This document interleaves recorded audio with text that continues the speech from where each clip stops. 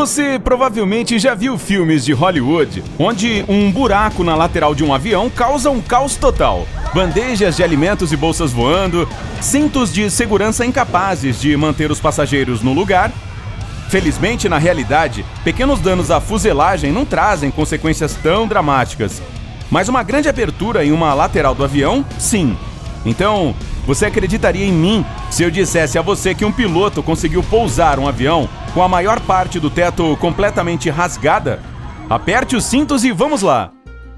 Às 13 horas e 25 minutos do dia 28 de abril de 1988, um Boeing 737 de 19 anos, pertencente à Aloha Airlines, deixou o aeroporto internacional de Hilo e se dirigiu a Honolulu. O avião tinha o nome da rainha Liliuokalani, que foi a última monarca soberana do Reino do Havaí. Naquele dia, a aeronave já tinha feito 3 voos curtos de Honolulu para Hilo, Maui e Kauai. Todas as viagens foram normais e sem incidentes.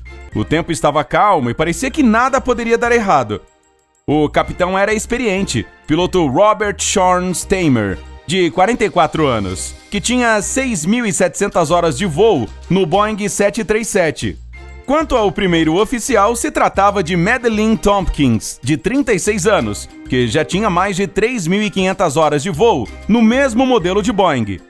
No início da manhã, ainda em Honolulu, a primeira oficial realizou a inspeção antes do voo e anunciou que o avião estava pronto para voar.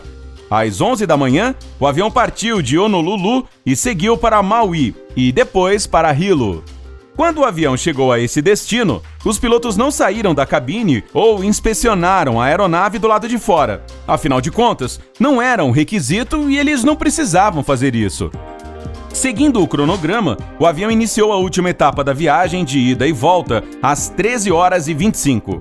Havia 95 pessoas a bordo da aeronave, 89 passageiros, 2 pilotos, 3 comissários de bordo e um controlador de tráfego da FAA, que permaneceu no assento do observador na cabine. Depois de uma decolagem normal, o avião chegou à altitude de cruzeiro habitual, de 24 mil pés. E então, perto de 13 horas e 48 minutos, a 42 quilômetros de Kahului, em Maui, aconteceu o inesperado. As pessoas na cabine ouviram um som agudo e um estalo seguido pelo som ensurdecedor do vento segundos depois. Aparentemente, uma pequena parte do telhado do lado esquerdo se soltara, o que levou à explosiva descompressão do avião. Mas o pior foi que a falta de compressão fez com que uma grande parte do teto do avião se soltasse completamente. O buraco tinha uma extensão de 5,6 metros, afetando a capa da aeronave, que cobria a cabine do avião até perto da asa dianteira. No início, os pilotos não perceberam o que havia acontecido. A primeira oficial, que estava no controle da aeronave naquele momento, sentiu sua cabeça sacudir para trás e percebeu detritos e pedaços cinzentos de isolamento voando caoticamente ao redor da cabine. Quando o capitão virou a cabeça, viu que a porta da cabine havia desaparecido e, em vez do teto da primeira classe, via-se o céu azul e claro.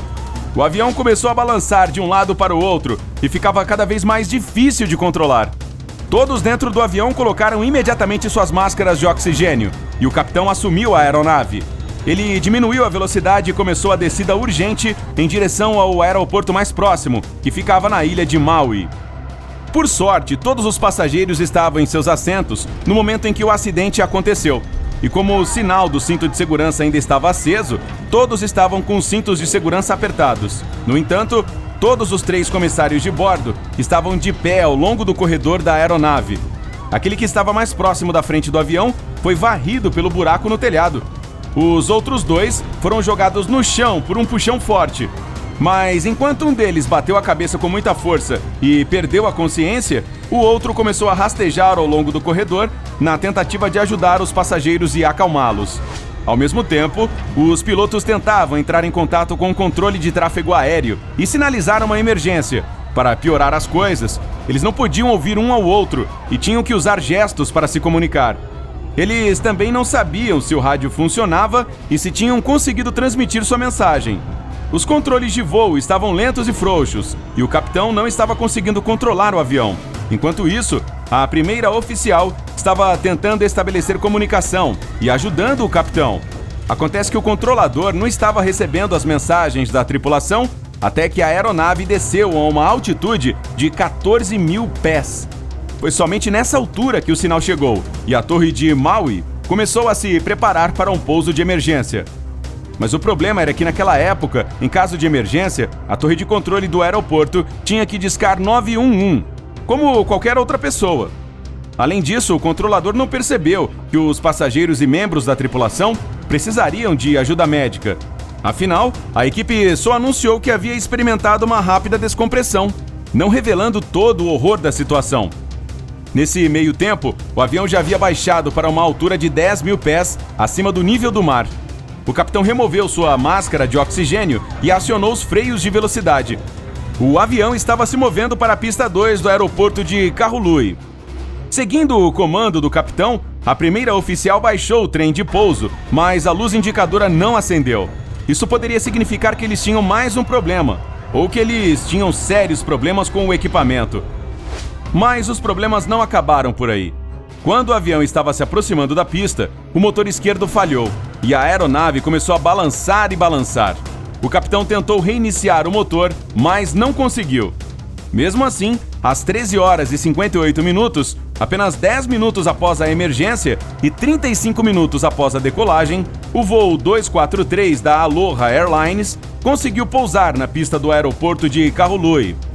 Pousar um avião com uma enorme perda de integridade foi um feito sem precedentes. Para parar o avião, a tripulação usou o impulso reverso do segundo motor ainda em funcionamento. Assim que o avião parou, a evacuação começou.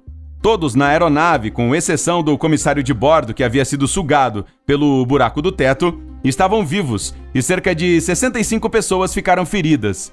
A maioria dos ferimentos foi causada por escombros e fragmentos de fuselagem. Infelizmente, como ninguém em terra sabia a gravidade da situação, não havia ambulâncias esperando pelos feridos. A primeira chegou 7 minutos depois que o avião pousou, e havia apenas 2 ambulâncias na ilha. Obviamente, não cabiam todas as pessoas nelas.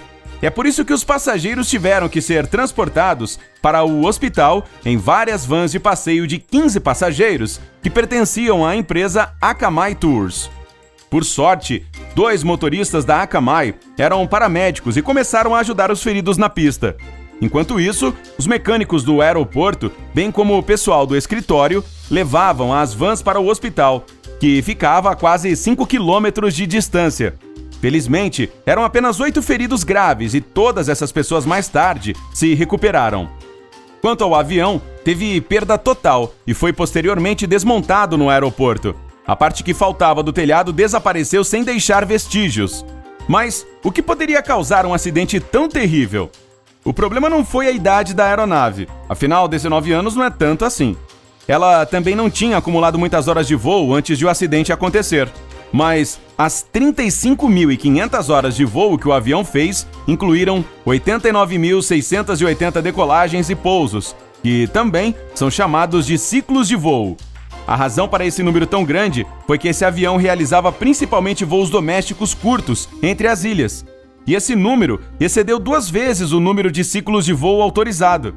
Além disso, o avião viajava em um ambiente salgado e úmido, o que também aumentava o seu desgaste. Curiosamente, durante uma entrevista que se seguiu ao acidente, a passageira Gayle Yamamoto lembrou que havia visto uma rachadura na fuselagem quando estava embarcando. Infelizmente, ela foi a única a visualizar esse dano, e ela não pensou que isso fosse importante o suficiente para informar a tripulação. Você já ouviu falar sobre outros acidentes incomuns que aconteceram no ar? Em caso afirmativo, escreva sobre eles na seção abaixo. Lembre-se de apertar o botão curtir, compartilhar esse vídeo com seus amigos e assinar o canal para ficar no lado incrível da vida.